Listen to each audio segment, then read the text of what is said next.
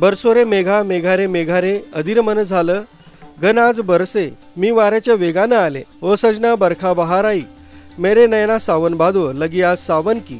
एक लड़की भीगी भागीसी निशाना तुला दिसला ना, रिमझिम गिरे सावन मन उधान वाऱ्याचं आज रपट जाये तो। अशी एकाहून एक सरस हृदयस्पर्शी अजरामर गाणी रम्य सायंकाळी गायकांनी सादर करून रसिकांची मनं जिंकली। निमित्त होतं ते नाशिक रोड येथील संविधान कराओके टीमच्या वतीनं कराओके ट्रॅक गाण्यांवर आधारित सदाबहार, श्रावणी हंगामा, रजनी चित्रपट गीतांचं।